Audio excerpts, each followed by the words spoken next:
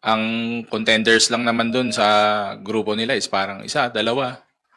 Eh yung iba, yung mga bira ng bira sa presidente, sa House of Representatives, sila yung mga number 50, number 40.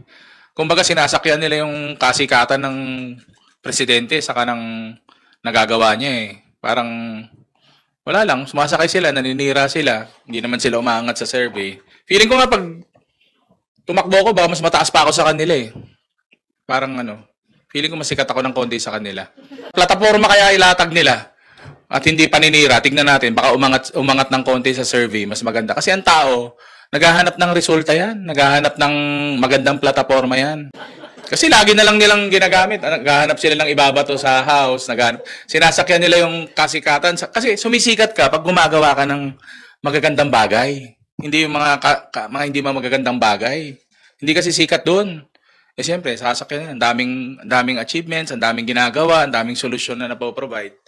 Ito namang mga nasa dulo ng mga tumatakbong senador, kung ano-ano na lang ini-issue para lang, siyempre, mag-grab sila ng media mileage, di ba? Yung pag-impeach daw po kay VP Sara Duterte ay isang political move dahil kung hindi daw bababa, pumupusta raw po si dating Pangulong Duterte na magma-martial law si Pangulong Marcos para hindi siya mapalitan na sa presidente at yung pag-impeach daw kaya VP Sara isa na ring hakbang para pilayan daw yung kanyang anak sa pagtakbo sa 2028 elections. Reactions po.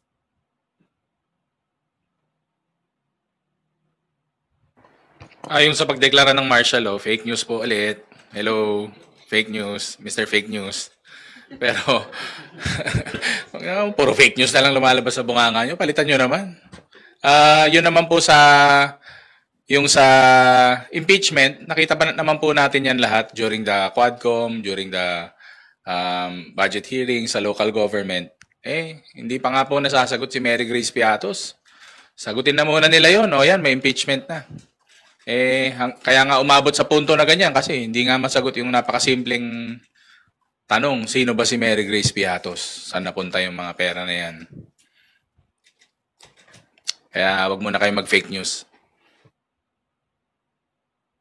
But the former president is open naman eh. I mean, not really open. He's entitled naman to have his own opinion eh. Lahat naman tayo merong sariling interpretasyon sa lahat ng bagay na yun. Of course, you cannot discount the fact that the vice president is his daughter. So talagang sasabihin niya yun whatever is possible, whatever reasons that he may think behind itong impeachment. But the impeachment, if you go to the merits of the case, 215 complainants, members of this House, said that the VP deserves a day in court. And yung mga kaso naman po niya, it's not really connected with her partisanship or which party she belong to. These are brought about by the allegations and violations and of the joint circular when it comes to the utilization of the confidential funds. One of the articles of impeachment is brought about by the threats that she made publicly against the president, against the first lady and the speaker of the house, threatening their lives. So we should not divert from those the real issues at hand. No? Yun po yung focus ng impeachment na ito. Politika, darating naman yan sa mga eleksyon. There are ways para resolbahin ang politika, but this is already something beyond politics. This is about holding public official accountable to their actions. Thank you, Kongs. Follow-up lang po, nasabi nyo nga po kanina na parang tuwing rally na lang may focus na sinisira na lang ulit yung mga ilang politiko. Umabot na po ba sa punto na parang concerning o nakaka-alarma na rin? Kasi parang may pattern na next rally po ba, ganito rin ulit yung magiging narrative? Sinong naninira? Yung concerning FERD statement pa rin po. Kasi last week, meron yung na-file nga ni General Torre na sedition kasi yung threat sa senador. Ngayon naman, towards the administration, may nakikita na po ba tayong pattern na tingin nyo po alarming na with their campaign? I'm sure it will intensify sa kampanya kasi nga po ang contenders lang naman dun sa grupo nila is parang isa, dalawa. Yung iba, yung mga bira ng bira sa presidente, sa House of Representatives, sila yung mga number 50, number 40. Kumbaga sinasakyan nila yung kasikatan ng presidente sa kanang nagagawa niya eh. Parang wala lang, sumasakay sila, naninira sila, hindi naman sila umaangat sa survey. Feeling ko nga pag tumakbo ko, baka mas mataas pa ako sa kanila eh. Parang feeling ko masikat ako ng konti sa kanila. Kasi lagi na lang nilang ginagamit. Naghahanap sila ng ibabato sa house. Sinasakyan nila yung kasikatan. Kasi sumisikat ka pag gumagawa ka ng magagandang bagay. Hindi yung mga hindi magagandang bagay. Hindi kasi sikat doon. Eh siyempre, sasakyan yan. Daming achievements, ang daming ginagawa, ang daming solusyon na napoprovide. Ito namang mga nasa dulo ng mga tumatakbong senador, kung ano-ano na lang ini-issue para lang, siyempre, mag-grab sila ng media mileage, di ba? Oh, di ba? Sasakyan natin to para, sumikat tayo. Ang problema puro paninira naman. Plataforma kaya ilatag nila. At hindi paninira. Tignan natin, baka umangat ng konti sa survey, mas maganda. Kasi ang tao, naghahanap ng resulta yan. Naghahanap ng magandang plataforma yan. Kahit naman sa lugar, sa probinsya, sa school government, kailangan na ilalatag mo plataforma, hindi yung andiyan ka na naman tuwing kampanya. Sesementohin mo lahat ng hindi na semento. Papasemento mo yung dagat. Ang dami nyo, you will promise the heavens to the people.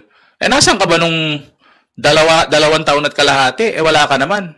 Eh yung mga nandyan nagsisilbi na nakaupo, nandyan sila for how many years? For how many months na nagsisilbi? Tapos pupunta ka dito, sasakyan mo yung issues, yun ang pangkampanya nila. Kaya kung ako sa kanila, plataforma ang ilatag nyo, wag yung paninira. Follow up lang po dun sa question ni Earl kasi nabanggit ni Kong Zia kanina, si Presidente ay walang lining, wala kayong nakikitang lining na maging diktador. Sabi ninyo, he's very diplomatic, respects separation of powers. I wonder lang kung meron ba kayong nakikita ng mga leader na may leanings na maging diktador? Nakikita sa ngayon? Kasi ako, hindi ko naman pinofocus yung aking observation talaga on individual leaders sa ngayon eh. I'm trying to at least believe that our leaders right now are really focused on how we can improve our lot. But there are certain, since nagkakaroon election kasi tapunan ito ng political propaganda. Oo.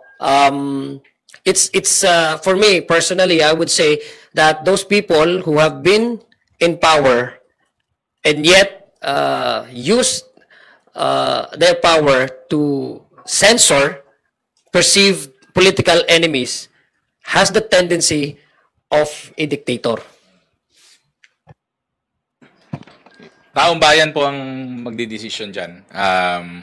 Sila din po magpapaupo kung sino man ang mga susunod na leaders ng ating bansa. At naniniwala ako na ang taong bayan alam nila kung paano mamili ng tamang leader. Okay, move na po ako dun sa updates on impeachment. Kasi parang nung mga nakaraang meeting ng prosecution panel, I saw na may mga sumasama po sa inyo. Updates lang po sa preparations. Yes, yung prosecution panel, actually we're not part of the prosecution panel, but as far as we know, they are doing their best in preparation for the upcoming trial sa Senate.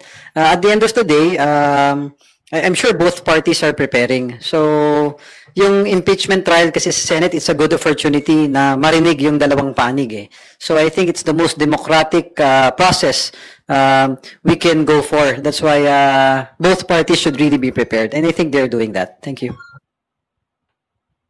Saka the prosecutors have been granting interviews naman with the different radio stations, sa social media, sa mga forums. So, I guess on our part, yung mga young guns na nandito sa harap ngayon, ano naman po kami, gano'n ba tayo katagal dito sa young guns, natin, schedule natin ng Monday. So, yung trabaho po natin to keep the public informed at saka yung mga different programs din namin aside from the political situations, meron din kaming updates, meron din kaming mga local na programs. Ganun pa rin po naman yung on our side, on our end. It's better po siguro sa yung preparations, sumagot na rin po yung mga may interview na prosecutors on how they are handling it right now. Pero definitely, wala, preparations pa rin po. Nasa preparation stage po sila. Yeah, I think yung sa prosecution team, by the time that the House elected them as member of the prosecution team, they were already had initial meetings with yung possible na in potential ano yun, legal assistance na makukuha from other law firms. No, I think that's one of the things that they also are trying to navigate on how they can improve how well they would present their evidences once the impeachment court convenes. So sa ngayon, they're still waiting for the actual timeline when the Senate will actually convert itself into an impeachment court. But itong mga cases ay mga impeachment articles of impeachment, I think sa ngayon they have already assigned. But I guess it's proper that you ask the members of the prosecution team. Pero ang alam ko, they have already somehow assigned individual prosecutor to the 7 impeachment articles para yun nung magiging kumbaga division of labor nila kung paano nila i-approach ang pagpapresenta ng ebidensya sa impeachment court.